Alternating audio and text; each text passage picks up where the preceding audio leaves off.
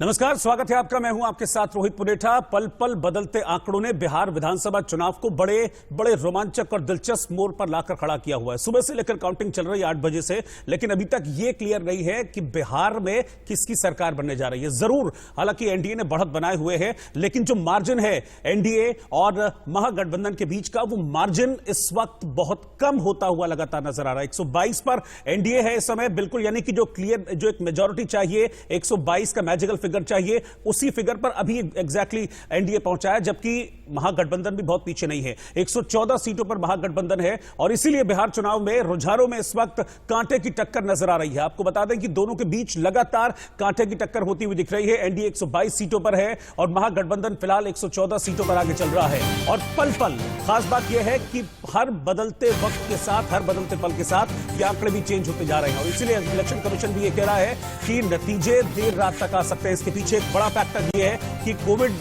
Time में यह चुनाव हो रहा है, कोविड पेंडेमिक टाइम में यह चुनाव हो रहा है, तो ऐसे में वोटों की गिनती के वक्त भी एहतियात बरता जा रहा है। जो काउंटिंग पहले 20 से 25 राउंड में खत्म हो जा रही थी, वो कम से कम 35 राउंड तक जाएगी। तो इसीलिए यह माना जा रहा है कि देर रात तक एग्जैक्टली पता चलेगा कि बिहार में किसकी सरकार बनने जा रही है। हालांकि अभी तक जो रुझान है उसमें एनडीए ने लीड बनाई हुई है। इस बीच आपको एक बड़ी खबर बता दें कि अब तक 50 सीटों के नतीजे आ चुके हैं।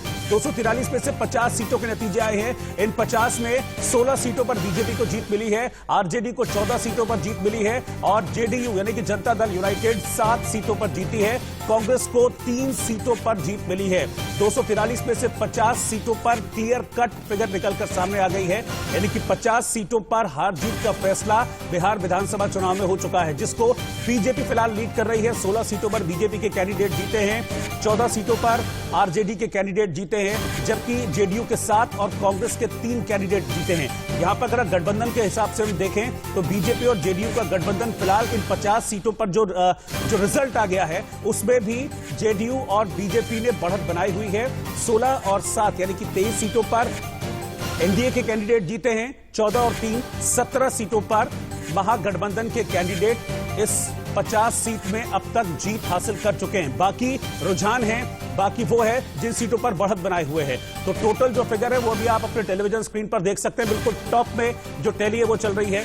122 सीटों पर फिलहाल बढ़त है एनडीए की, 114 सीटों पर महागठबंधन की बढ़त है और 7 अदर्स, यानी कि आप ये समझ लीजिए कि अगर थोड़ा सा इधर उधर होता है तो फिर ये 7 जो हैं, यानी कि अदर्स जो हैं, इसमें एआईएमआईएम भी है, इसमें बाकी की पार्टियां भी हैं, इसमें निर्दलीय भी हो सकते हैं। ये 7 सीटें बहुत इंपॉर्टेंट होने वाली हैं। लेकिन इस बीच आपको एक और दिलचस्प आंकड़ा हम बता दें, और ये आंकड़ा जो है इस चुनाव के नतीजे को और दिलचस्प बना देगा, क्योंकि मार्जिन जो है वो बहुत कम है। 3 सीटों पर 200 वोटों से भी कम का अंतर है, जबकि 6 सीटें ऐसी हैं जहां पर सिर्फ 500 वोट का अंतर है फर्स्ट और सेकंड कैंडिडेट के बीच में। 9 सीटों से तय होंगे बिहार के नतीजे। ये बड़ा सवाल है, क्योंकि हम आपको बता रहे हैं 3 सीटें ऐसी हैं जिस पर सिर्फ 200 का अंतर है, यानी कि आप ये समझ लीजिए कि इसको बहुत महीन और बहुत बहुत बारीक अंतर हम कहेंगे कि सिर्फ 200 सीटें, सिर्फ 200 वोटों का अंतर है। ये 200 वोट हार जीत को तय कर सकते हैं।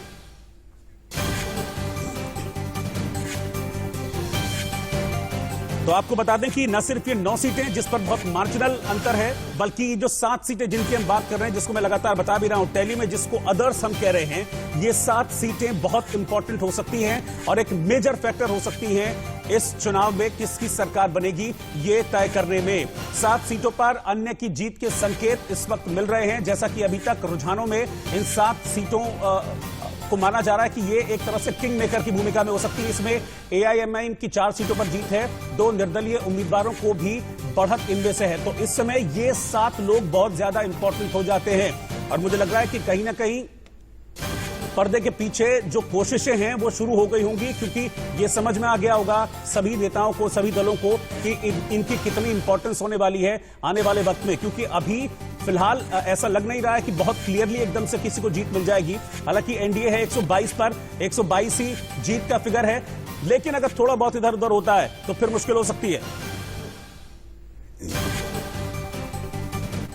और इस बीच आपको बता दें कि सीटों का रुझान कुछ ऐसा है कि बिहार की तीनों बड़ी पार्टियों के दफ्तर पर जश्न का माहौल है, यानी कि हर एक जो पार्टी है वो अपनी अपनी जीत के दावे कर रही है। जरा तस्वीरें मैं चाहता हूं कि स्क्रीन पर लाई जाएं और वो तस्वीरें आप देखिए कि कैसे सभी पार्टियां ये बता रही हैं कि हां हम इस इलेक्शन को जीत रहे हैं, हम इस इलेक्शन में जीत हासिल कर रहे हैं, और कैसे सब पार्टियों के दफ्तर में जश्न का माहौल देखा जा रहा है। बीजेपी, आरजेडी और जेडीयू की तस्वीरें हैं।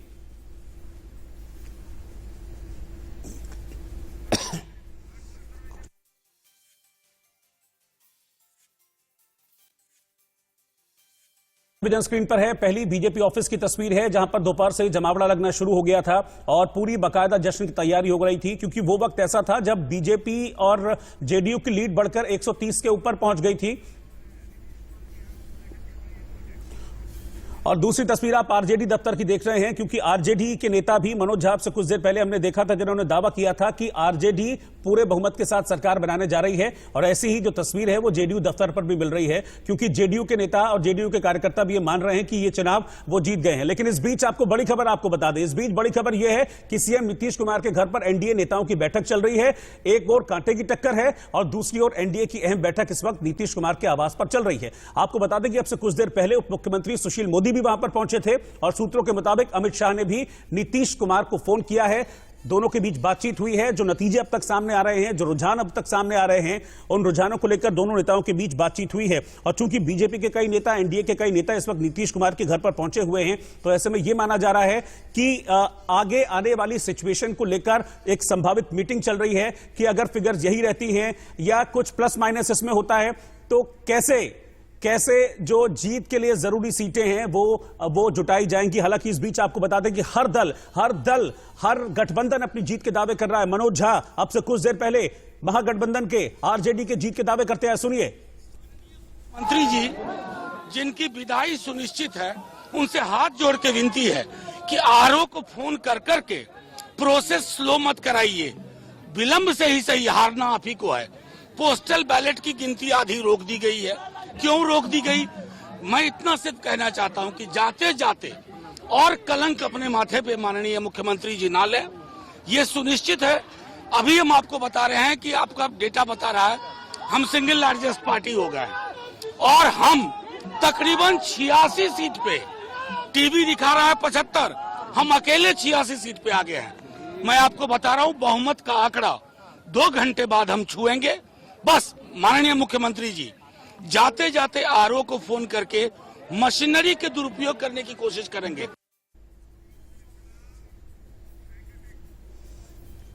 तो कुल मिलाकर इस वक्त जो बिहार की स्थिति को जो एक लाइन मुझे लगता है कि डिस्क्राइब कर सकती है, वो सिर्फ यही है कि कांटे की टक्कर है और मैच अभी फंसा हुआ है और हो सकता है कि सुपर ओवर में इस मैच का फैसला हो, क्योंकि आज आईपीएल भी चल रहा है, उसका फाइनल चल रहा है। तो ऐसे में मुझे लगता है कि एक क्रिकेटीय भाषा जो इस वक्त बिहार की राजनीति को बहुत अच्छी तरीके से डिस्क्राइब कर सकती है, उसके रिजल्ट को बहुत अच्छी तरीके से डिस्क्राइब कर सकती है।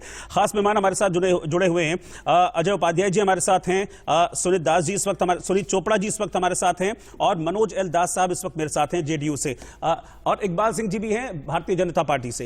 मनोज जी मैं पहले आपके पास आ रहा हूं। कांटे की टक्कर इस वक्त चल रही है, कहां चला जाए, किस ओर झुक जाए, कुछ क्लियर अभी तक नजर नहीं आ रहा है, कुछ भी क्लियर नहीं है। सुबह से लेकर अभी रात के 8 बज गए हैं, 12 घंटे की काउंटिंग हो चुकी है, लेकिन पिक्चर साफ नहीं हो पा रही है।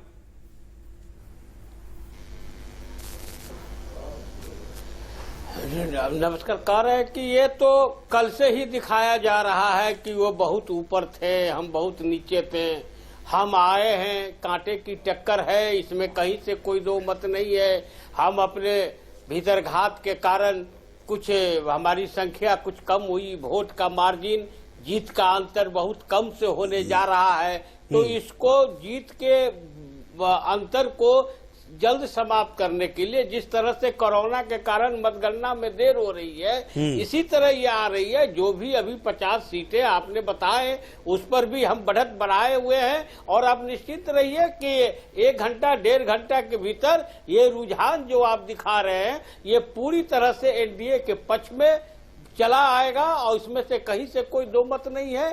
क्योंकि ये अब अभी आपने दिखाया मनोज झा जी का बयान कि वो मुख्यमंत्री के ऊपर ये कर रहे हैं, तो ये सब उनका जो धैर्य है, उनकी जो हार है, उस हार को देखते हैं। जो व्यक्ति खुद भ्रष्टाचार के आरोप में जिसके आका जेल में बंद हो, जो एक दिल्ली विश्वविद्यालय के प्रोफेसर हो और एक 8वां पास व्यक्ति के पैर पर गिरकर वहां पर बात कर रहा हो, तो उस व्यक्ति से क्या आप अपेक्षा रख सकते हैं? एक विश्वविद्यालय का प्रोफेसर और एक 8वां पास जिसके पीछे पीछे वो चल रहे हैं, तो उसके गाइड पर चल रहे हैं। तो एक 8वां पास व्यक्ति ने जो कहा आकर मीडिया के सामने बोल दिया, क्योंकि वो राष्ट्रीय जनता दल के प्रवक्ता है, पार्टी के प्रवक्ता है, तो उनके बात को मीडिया को सुनना है। अब मुख्यमंत्री जी रिटर्निंग अफसर को दे रहे हैं, मुख्यमंत्री जी इनको बोल रहे हैं, कांग्रेस के नेता या ये लोग कह रहे हैं कि अब ईवीएम का आ गया। तो ये सब क्या है? ये सब हताशा नहीं, लेकिन मनोज जी जो आंकड़े कह रहे हैं, मनोज जी जो आंकड़े कह रहे हैं वो तो ये कह रहे हैं ना कि तमाम कोशिशों के बावजूद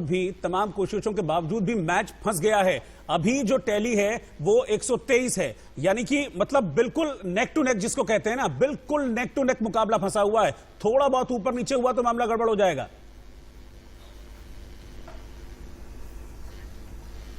सर ये तो लेग टू लेग तो है ही है। आपने 180, आपको मीडिया वालों ने तो 180 हमें पहुंचा दिया था उन्हें। हम जा रहे हैं, धीरे से जा रहे हैं, काउंटिंग में लेट हो रहा है। अगर काउंटिंग का अगर वातावरण अगर सही रहता तो अब तक सरकार नहीं, मनोज जी बनना होता। 3.25 करोड़ से ऊपर वोट काउंट किए जा चुके हैं। मनोज जी 3.25 करोड़ से ऊपर वोट काउंट किए जा चुके हैं।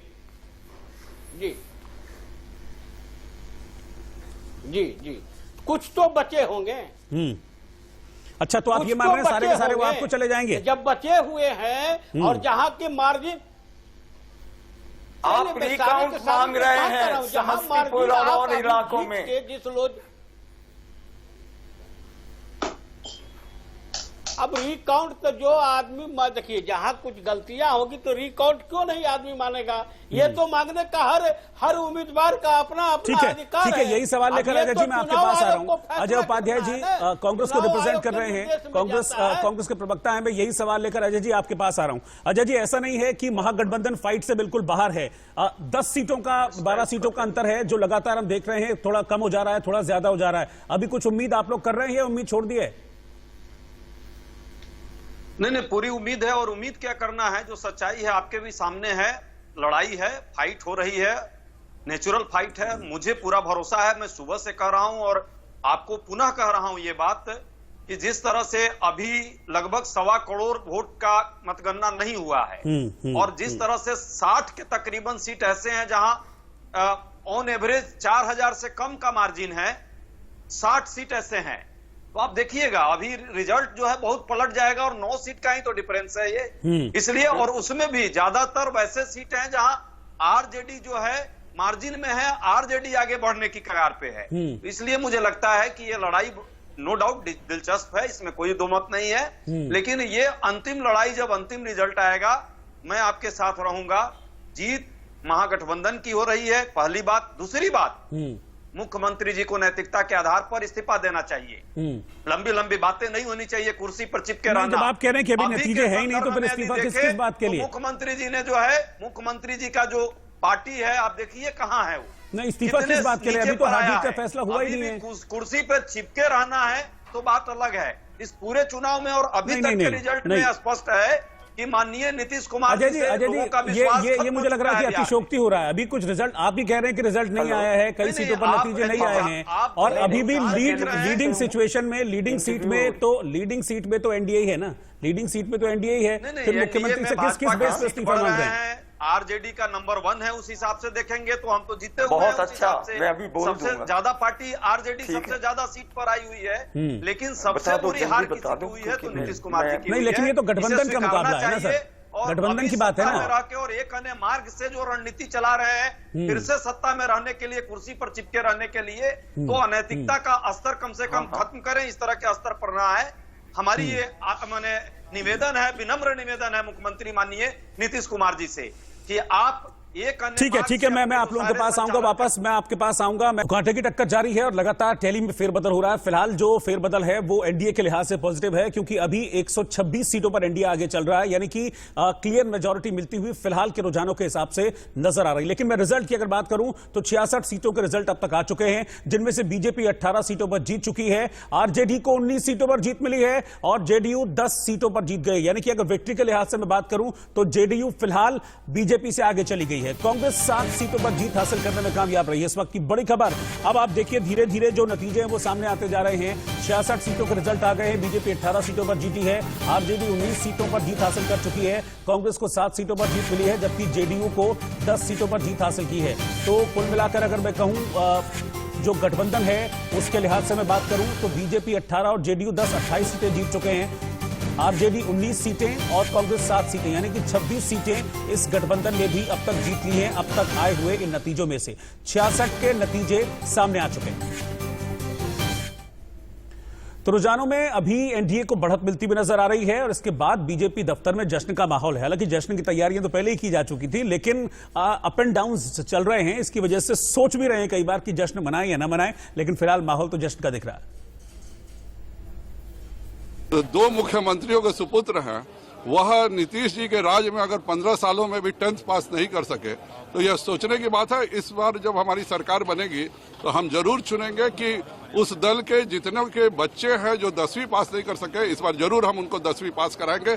हमारा इलेक्शन का यह घोषणा पत्र भी रहेगा। हमारी संवाददाता बरखा भी इस इलेक्शन की जो काउंटिंग की पूरी प्रोसेस है, कौन जीत रहा है बिहार में, किसको हार मिल रही है, इसको पूरा कवर कर रही है बिहार की राजधानी पटना से। उन्होंने भी एक रिपोर्ट भेजी है, जरा वो देख लेते हैं। अभी बिहार के पटना में हम इस वक्त मौजूद हैं। हर पार्टी दफ्तर में जश्न का माहौल जरूर है। इस वक्त की अगर हम बात करते हैं जेडीयू के दफ्तर में, इससे कुछ वक्त पहले खूब ढोल नगाड़े बज रहे थे, खूब पटाखे यहाँ पर छोड़े जा रहे थे, लेकिन अभी थोड़ा सा शांत सब लोग नजर आ रहे हैं। शायद इंतजार किया जा रहा है या फिर जश्न इतना ज्यादा यहाँ पर हो गया है कि अब थोड़ी तस्वीर और साफ हो जाए, उसका इंतजार है। बहुत देर पहले तो बड़े जश्न यहाँ पर हो रहा था, पटाखे चल रहे, बड़ा मतलब क्या आराम से इंतजार किया जा रहा है क्या अभी? अरे आराम वाले लोग हैं, सबर करते हैं और पूरी मजबूती की सरकार बनेगी, कोई परेशानी की बात नहीं है और सबर करने वाले लोग हैं। जो लोग झूठे सच्चे वादे करके और बिहार को दिग्भ्रमित करना चाह रहे थे, बिहार ने उनको जवाब दिया है और जवाब जरूर मिलेगा उनको। बस अगले 1 घंटे में और समझ में आ जाएगा लोगों को। जी मुख्यमंत्री होंगे बिहार के। बिना खाए पिए हम लोग इतनी ऊर्जा बनी हुई है, तो आप सोच सकते हैं कि हम लोग में कितनी ऊर्जा बची हुई है और हम लोग पूरे हर्षोल्लास के साथ माननीय मुख्यमंत्री जी का यहाँ। हाँ बस हम लोग एसएच में रहते हैं, अभी एनएच में आ गए हैं, तो विकास का देन है कि हम लोग अभी एनएच में आ गए हैं। बढ़िया। तो देखिए, सुन रहे हैं आप, यहाँ पर लोगों का ये कहना है कि बस 1 घंटे का और इंतजार है, थके नहीं है, उत्साह उतना ही है, जश्न भी मनाया जा रहा है, लेकिन हतोत्साहित होने की कोशिश कम से कम यहाँ पर नहीं की जा रही। कुछ कहना चाहते हैं आप भी बताएं? मतलब थोड़ा सा वक्त है यहाँ पर बचा, हालांकि थोड़ी रात जरूर हो जाएगी जिस तरह इलेक्शन कमीशन ने यहाँ पर बोला है, लेकिन क्या लग रहा है आपको जो अभी के समीकरण यहाँ पर बैठ रहे हैं, क्या कह रहे हैं वो? निश्चित तौर पर हम लोग सत्ता में आएंगे, उसमें कोई दो राय नहीं है। जश्न तो यहाँ पर आरजेडी भी मना रही है। मनाने दीजिए, सबके लोकतंत्र में सबको आजादी है। सब जीत रहे हैं क्या? नहीं, ऐसा तो नहीं हो सकता है, ऐसा नहीं होगा, लेकिन अब जो लोग जश्न मना रहे हैं उसको तो मना नहीं कर रहे। हम लोग खुशी मना रहे हैं, हम लोग जश्न नहीं मना रहे हैं। हम लोग किस बात की है? अभी देखिए एनडीए जीत, चलिए ठीक है, एनडीए जीत रहा है, मुख्यमंत्री कौन बन रहा है? नीतीश कुमार बनेंगे। पहले से कमिटमेंट तो बिल्कुल है, कमिटमेंट तो अमित शाह ने दी है, बड़े बड़े लीडर्स ने यहाँ पर दी है, लेकिन लग रहा है आपको वाकई में? जी निश्चित तौर पर हम लोग जो है, हम वीआईपी और जो बीजेपी और जेडीयू हैं, हम लोग अलग अलग नहीं है, एक साथ हैं और हम लोग आगे भी पोल मैंने पहले का चुनाव के पहले का गठबंधन है और आगे भी चलेगा, इसमें कोई दो राय नहीं है। उन्होंने गठबंधन पर भी जवाब दे दिया, मैंने सवाल नहीं किया था, हालांकि अच्छी बात है, आपने बता दिया कि सारी चीजें चलने वाली हैं, तो थोड़ी देर का और इंतजार है, स्पष्ट हो जाएगा सब कुछ। लग रहा है आपको, अभी भी लग रहा है बहुत आंकड़े फ्लक्चुएट कर रहे हैं? क्योंकि नहीं, बिल्कुल आपके कहना बिल्कुल ठीक है, लेकिन आंकड़े जरूर फ्लक्चुएट कर रहे हैं, लेकिन लास्ट होते होते तक आंकड़े तो आपने 3 दिन पहले से जैसे आप उन्हीं को एग्जैक्ट पोल में दिखाते आ रहे थे, पर आज सुबह से आप देख रहे हैं और लास्ट होते होते तक होते हैं सर, हम नतीजे थोड़ी बता देते हैं, वो तो अनुमान होते हैं। अनुमान आपने उनको बता रखा था, जिस बहाने उन्होंने केक वेक सब अपना काटना वाटना स्टार्ट कर दिया, मंत्रिमंडल उनका फाइनल होने लगा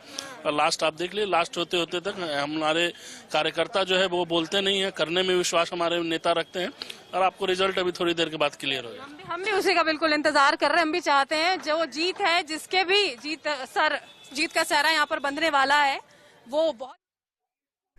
और इस वक्त आरजेडी नेता मनोज झा कुछ कह रहे हैं। स्थिति साफ है, आप देखेंगे कि आंकड़े को लेकर के भी हम आश्वस्त हैं, सरकार हम बनाएंगे ही, लेकिन एक खेल करने की कोशिश हो रही है। हमने चुनाव आयोग को भी कहा, जहां जहां कम मार्जिन की है, जैसे परिहार में नतीजा देखिए कैसे दिया जा रहा है। भोरे माले जीत चुका था, अब उसको फिर से वहां रिकाउंटिंग करवाई जा रही है।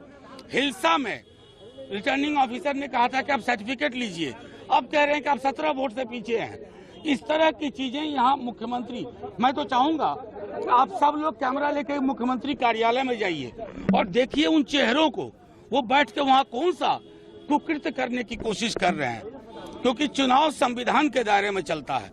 अगर आप उसका चीरहरण करने की कोशिश कर रहे हैं, 17 वोट से किसी को जितवा रहे हैं 40 वोट से, तो ये साफ तौर पर बिहार इसे स्वीकार नहीं करेगा। आप जनमत पे कुठाराघात मत करिए। और ये मैं तमाम लोगों से आग्रह करता हूँ, आप तमाम जो साथी हैं, एक बार देखिए वहाँ कौन कौन से चेहरे बैठे हुए हैं, कौन निर्देश दे रहा है, किन किन को निर्देश दिया जा रहा है। हम चुनाव आयोग को भी अभी लिखने जा रहे हैं, क्योंकि स्थिति स्पष्ट है। लो मार्जिन के जहाँ जहाँ है वहाँ ये दबाव बना रहे हैं डीएम को। जहाँ हमको सर्टिफिकेट के लिए बिठा के रखा गया था, वहाँ कह रहे हैं कि रिकाउंटिंग होगी। जहाँ हम रिकाउंटिंग चाहते हैं, वहाँ रिकाउंटिंग अलाउ नहीं की जा रही है। तो ये कौन सा निजाम कर रहा है। मैंने पहले भी कहा कि नीतीश जी आपकी विदाई तो तय है, लेकिन आप और कितना कलंक लेके जाएंगे, इसका फैसला आपको करना है। बिहार की जनता ने तो फैसला दे दिया, सरकार हम बना रहे हैं। प्रशासन पर क्या सवाल है आपका कि ये प्रशासन से ज्यादा शासन पे सवाल है, जो जाते जाते भी उस कमरे में बैठ के एक अन्य मार्ग से कौन कौन लोग वहाँ बैठे हुए आप सब जानते हैं। बड़े बड़े नाम हैं और बड़े बड़े अधिकारी हैं जिन्होंने बिहार की बांध को चूहे से खत्म करवाने का काम किया है, वो सब लोग वहाँ बैठे हुए हैं। तो हमने देखा कि अब ब्लेम गेम जो कहते हैं ना, वो ब्लेम गेम अब शुरू हो गया है। हालांकि जीत का दावा अभी भी कर रहे हैं। मनोज झा कह रहे हैं कि जब फाइनल रिजल्ट आएगा तो आप देखेंगे कि हम जीत रहे हैं और नीतीश कुमार की विदाई हो रही है। लेकिन सरकारी मशीनरी के एक तरह से दुरुपयोग का आरोप लगाते हुए नजर आ रहे हैं। लेकिन सबसे इंपॉर्टेंट अभी जो हो जा रहा है, जो इस सिचुएशन को देखते हुए सबसे इंपॉर्टेंट हो जाते हैं 7 अन्य।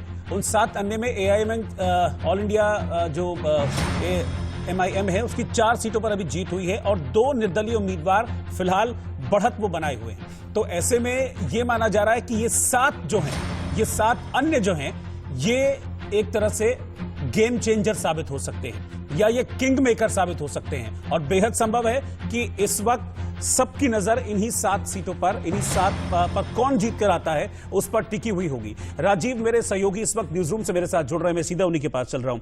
राजीव कहते हैं कि छोटा बड़ा कोई नहीं होता है, वक्त छोटा बड़ा बना देता है, जरूरत छोटी बड़ी बना देता है। फिलहाल देखिए टक्कर चल रही है महागठबंधन और एनडीए के बीच में, लेकिन नजरें सबकी हैं अन्य के ऊपर। जो 7 अन्य हैं उनके ऊपर सबकी नजर टिकी हुई है, क्योंकि इतना क्लोज ये फाइट जा रही है, इतना कम मार्जिन देखने को मिल रहा है, तो अभी से सबकी नजरें वहीं टिक गई हैं घूमकर। क्लोज फाइट की आप बात कर रहे थे। मनोज झा और आरजेडी की दिक्कतें समझ में आ रही, क्योंकि वो करीब करीब मान बैठे थे कि जैसे एग्जिट पोल आए हैं सब कुछ वन साइडेड होगा और नीतीश कुमार की विदाई उसी तरीके से तय होगी। मैं 10 सीटों के बारे में बताता हूं जो मैंने इलेक्शन कमीशन ऑफ इंडिया की साइट से निकाला है। हिल्सा की बात कर रहे थे मनोज झा, हिल्सा में इस वक्त 13 वोट के मार्जिन से अंतर चल रहा है, सिर्फ 13।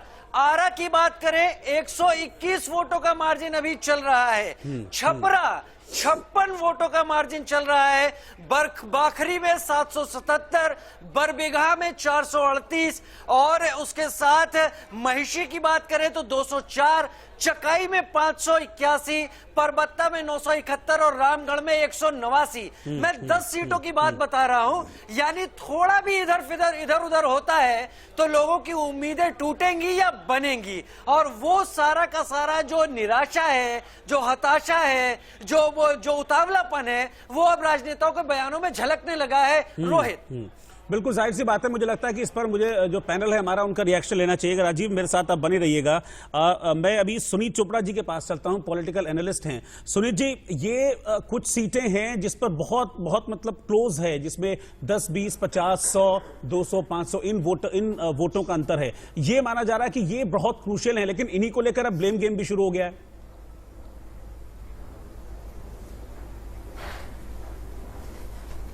ब्लेम गेम तो होने दीजिए, ये तो जनतंत्र का हिस्सा है। ब्लेम गेम कोई ऐसी चीज नहीं है जो करनी नहीं चाहिए। ब्लेम गेम तो इसलिए होता है कि लोग अपने हक को मानते हुए एक ईमानदारी से संघर्ष करना चाहते हैं। अभी मैंने सुना उनको आरा की बात कर रहे थे, उनको ये भी मालूम होना चाहिए कि आरा में मशीन की गलती निकली, 5-5 वोट ये एनडीए की तरफ जा रही थी, उसको रोकना पड़ा। तो सवाल है कि और जगह में भी ऐसा ही हुआ है। ओह सॉरी, हाँ, और जगह में भी ऐसा ही हुआ है और हमको देखना चाहिए कि इस तरह की चीजें ना हो। Thank you. ठीक है सर, मैं आपके पास आता हूं। इकबाल सिंह जी भी मेरे साथ हैं। इकबाल जी, ब्लेम गेम की शुरुआत हो गई। अब से कुछ देर पहले भी हमने देखा था, दिन में उदित राज ने ईवीएम पर सवाल उठा दिए थे और फिर शाम होते होते मनोज झा आ गए हैं। अब वो ये कह रहे हैं कि कुछ गड़बड़ हो रही है, बल्कि वो डायरेक्टली अगर मैं कहूं तो कह रहे हैं सरकारी मशीनरी का दुरुपयोग कर रहे हैं आप लोग वहां पर बैठकर, बीजेपी। ये इन्होंने हार स्वीकार कर ली है। बातें नहीं, दावा जीत का कर रहे हैं, वो हार नहीं स्वीकारी है। नहीं, हार स्वीकार कर ली है। जो आदमी जीतता है वो देखता है कि अगर जितनी सीटों पे ये आगे है या जीती है, वो भी तो इनके सरकारी मशीनरी ने रिजल्ट डिक्लेयर किया। जहां वो इंसाफ करने की बात कर रहे हैं, वहां इनको शक है, इनको डर है कि कहीं इनको लगता है कि हम हार रहे हैं, अब ब्लेम करके निकल जाएं। तो देखो, हमने इतने साल विकास किया है, हर जगह नई सड़कें बनाई लेकिन सर इकबाल जी, लेकिन एक चीज और है। अब आप ही के जवाब में से मैं सवाल लेकर आ रहा हूं। आप कह रहे हैं विकास किया है, तो फिर इस मुकाबले में फंस कहां गए? इतना फंसा हुआ मुकाबला क्यों हो गया? क्योंकि देखिए, सुनिए मेरी बात सुनिए पूरी। एक तरफ प्रधानमंत्री मोदी का चेहरा, नीतीश कुमार का चेहरा, जिनको आप विकास पुरुष कहते हैं, ठीक है, और दूसरी तरफ कौन? तेजस्वी यादव, जो कि अभी मतलब राजनीति में एक तरह से नए हैं। अगर उनके सामने और कांग्रेस जिसको सपोर्ट कर रही है, महागठबंधन, उनके सामने नाको चने चबाने पड़ गए हैं। ऐसा नहीं है, दिख रहा है, नाको चने चबाने पड़ गए हैं। 12 घंटे से ऊपर 12.5 घंटे हो गए हैं, लेकिन अभी तक ये नहीं पता चल रहा है कौन जीतेगा और कौन नहीं। और जीतेगा भी तो बहुत क्लोज मार्जिन से, ये टैली बता रही है, ये फिगर्स बता रही है। देखो, बात ये है, ये पूर्व अनुमान की आप बात कर रहे हैं। पूर्व अनुमान तो इनको 180 सीट दिखा रहा था और हमें तो बता रहा था कि आप कहीं आसपास सर, अब तो रिजल्ट आ गए 66 सीटों के। मैं तो अब जो सामने फिगर है उस पर मैं बात कर रहा हूं, मैं तो आगे की बात ही नहीं कर रहा हूं। रिजल्ट भी आप सामने दिखा रहे हो। 125 पे हम लीड कर रहे हैं और उसमें जीते भी हैं। 111 में वो है, 14 का अंतर है। तो ये ऐसी चीज नहीं है। जो सामने रिजल्ट है, काम किया है, काम के लोगों ने उसको देखा है और उसी के हिसाब से मतदान हुआ है। यानी कि आपको लग रहा है कि बहुत बहुत अच्छी ये जीत है, ये अच्छी जीत है, इसमें कोई फाइट नहीं दिख रही है आपको? लगातार 1-2 से अंतर, एक बार तो बहुत दिमाग के बराबर अंतर लग गया था। फाइट तो दूसरी पार्टी को भी खड़े होना होता है, इलेक्शन लड़े जाते हैं। कोई ये अच्छी है, कोई ऐसा नहीं है, ऐसा कुछ नहीं है। बात यह है कि मोदी है तो मुमकिन है, विकास है, विनाश नहीं है। ये दोनों चीज। अजय जी, मुमकिन है, हार मुमकिन है, मरना मुमकिन है। ठीक है सुनीत जी, अच्छा एक चीज मुझे बताइए कि ठीक है ये इलेक्शन मुझे लगता है कि ठीक है जो भी रिजल्ट आएगा इसका और 2-3 घंटे में पिक्चर जो है पूरी तरह से क्लियर हो जाएगी। फिलहाल तो जो झुकाव वो एनडीए की तरफ दिख रहा है, लेकिन ये लेफ्ट पार्टी के लिए भी रिवाइवल वाला इलेक्शन रहा है बिहार में, क्योंकि लेफ्ट का अच्छा प्रदर्शन रहा है। 18 सीटों पर आगे चल रही है लेफ्ट, कम सीटों पर चुनाव लड़ी, लेकिन स्ट्राइक रेट बहुत अच्छा है। 16 सीटें तो आ गई हैं। हाँ वही मैं कह रहा हूं, लेफ्ट का स्ट्राइक रेट बहुत अच्छा, रिवाइवल के लिए अच्छा है। स्ट्राइक रेट बहुत अच्छा है क्योंकि ये बेईमान नहीं है, ईमानदारी से काम करते हैं, ईमानदारी से लड़े हैं, ईमानदारी से जीते हैं। लेकिन यहीं से सवाल अजय जी कांग्रेस के लिए खड़ा होता है कि और ये उस क्षेत्र लेफ्ट का जो प्रदर्शन है उसको भी मैच नहीं कर पाई कांग्रेस, जबकि 70 सीटों पर कांग्रेस चुनाव लड़ी, लेफ्ट 23 सीटों पर चुनाव लड़ा। देखिए कई सारे मुद्दे हैं, उस पर हम लोग चर्चा करेंगे कि क्या मामला था, क्यों हम कम आए, क्यों हमको बाकी लोग ज्यादा आए। लेकिन एक चीज में अभी जो रिसेंटली सबसे बड़ा मुद्दा है, जो ब्रेकिंग भी आप चला रहे हैं, जिस तरह से अभी मनोज झा ने एक मुद्दे को रखा है, अभी ये बड़ा एक साजिश और बड़ी गड़बड़ी की तरफ इशारा करता है कि क्या मुख्यमंत्री निवास से आरओ और डीएम को ऐसा इंस्ट्रक्शन मिल रहा है जहां मार्जिन कम है, 200, 300, 500 और 1000 के बीच की मार्जिन है, वहां हमारे कई प्रत्याशी, हमारे भी कई लोगों का ऐसा अभी सूचना आ रही है कि उनका रिजल्ट जो है ऑलरेडी होल्ड कर दिया गया, और जिनका 200, 300 दूसरी पार्टियों का था, एनडीए का, उनको दे दिया गया रिजल्ट। ये कहीं ना कहीं नाइंसाफी होने वाली है। इस पर मैं मनोज दास साहब से रिएक्शन लूंगा, जेडीयू के नेता हैं, क्योंकि आपकी चिंता उसको लेकर है। मनोज जी बताइए, तो आरोप लगा रहे हैं ऐसे आप लोग इलेक्शन जीत रहे हैं, सरकारी मशीनरी का दुरुपयोग आप लोग कर रहे हैं, तो सीधे तौर पर आरोप मनोज झा को भी मैंने सुना अभी आरोप लगाते हुए, डायरेक्टली वो कह रहे हैं मीडिया के सामने आके, और यहां पर अजय जी सामने नेशनल टेलीविजन पर बैठकर सीधे आरोप लगा रहे हैं कि आप लोग सरकारी मशीनरी का दुरुपयोग कर रहे हैं, घर पर फोन पर आप लोग डायरेक्ट कर रहे हैं अधिकारियों को। इस पे जांच भी होनी चाहिए कि कितने डीएम और आरओ को 3 बजे के बाद ये लोग फोन कर रहे हैं, और अभी तक क्या हुआ है, क्या मीटिंग हो रही है। जवाब दीजिए मनोज जी। शीर्ष नेता एक अन्य हो गया कि और कुछ बोल रहा है, किस तरह की कोई साजिश, उनको चुप कराइएगा तब न। 2015 में भी कभी भी स्वीकारी नहीं जाएगी। यदि ऐसी बात होगी तो हमारे लोग अहिंसात्मक ढंग से ऐसे जनपद को नहीं स्वीकारेंगे यदि ऐसी बात होगी तो। इसलिए चुनाव आयोग से आग्रह है कि इस पर उचित कार्रवाई करे, ध्यान रखे, पारदर्शिता रहे, प्रजातंत्र में विश्वसनीयता जरूरी है। ठीक है मनोज जी इस पर जवाब देंगे ना, मनोज जी इस पर जवाब दीजिए। आपके सीधे एलिगेशन आपके ऊपर लग रहे हैं और बहुत सीरियस एलिगेशन लगा रहे हैं। देखिए इन लोगों का पुराना आदत है, जब जीतते हैं तो वाह-वाह, और जब हारते हैं तो एलिगेशन। इनको बैठ के पता चल रहा है कि एक अन्य मार्ग से डीएम को फोन किया जा रहा है, वहां पर बैठ के ये फोन लगा कर दे रहे हैं, यहाँ सिखा रहे हैं, यहाँ। अरे आप बोल रहे थे तो मैं एक शब्द बोल रहा था, कुछ सुनने का भी रखिए। आपने बोला, एक शब्द हमने बोला, आप अपने आरोप लगाए, हमने कोई जवाब दिया आपके आरोप का। अब मेरे आरोप को भी सुनिए, मेरे जवाब को भी सुनिए का धैर्य रखिए। हार जाने से इतना मत आपा खोइए कि आपको दूसरा आदमी बोल रहा है तो बीच में टप से घुस गए। आप पर हम बोले थे क्या? ठीक है मनोज जी जवाब दीजिए। आप बोल रहे थे हमने बोला था क्या? 42,000 वोट की अंतर और बोल रहा है तो और बोल लीजिए, आप पूरा बोल लीजिए, दिल का भरास निकाल लीजिए।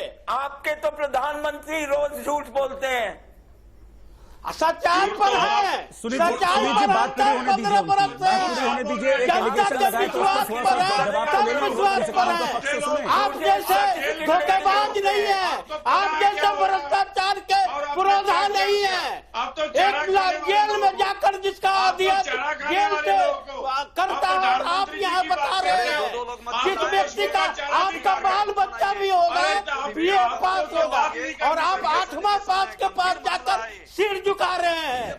सुनिए पहले पूरा, तब जवाब दीजिए। आपके हर सवाल। ठीक है सर, फिर सर डिबेट का टाइम खत्म हो जाएगा, बात आप रख लीजिए अपनी। मनोज जी को बात रखने दीजिए। मनोज जी पे अगर आपने सवाल उठाया जेडीयू पर तो उनकी सफाई होने दीजिए सर, तभी तो फिर पता चलेगा ना वो क्या जवाब देते हैं। मनोज जी आप जवाब दीजिए, जो एलिगेशन लग रहे हैं उस पर जवाब दीजिए, बाकी भूल जाइए।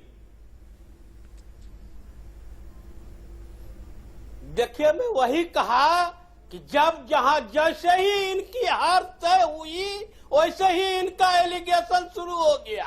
1 घंटे के बाद रूम से बाहर निकलिए, आप मीडिया के सामने भोकाल नियत बोल दीजिए, इससे जनता थोड़े विश्वास करने के लिए जा रही है। मैं पूर्व में भी कहा था कि बिहार की जनता एक 8वें पास व्यक्ति को कभी भी मुख्यमंत्री के रूप में स्वीकार नहीं कर सकती है, और वही हुआ। युवाओं को इन्होंने छलने का काम किया। 92,000 नौकरी बचाया हुआ है, बैंक लोगन पड़ा हुआ है, और ये एक ठीक है। अभी बहुत क्लोज फाइट यहाँ पर चल रही है। आंकड़े लगातार अप एंड डाउन हो रहे हैं। फिलहाल जो टैली है वो एनडीए 125 सीटों पर आगे है, और महागठबंधन जिसको आरजेडी लीड कर रहा है वो 111 सीटों पर आगे। आप सभी मेरे साथ बने रहिएगा, एक ब्रेक मुझे यहां पर लेना होगा। ये चर्चा लगातार जारी है, लेकिन साथ ही इंतजार भी जारी है। इंतजार इस बात का कि बिहार में बनेगी किसकी सरकार।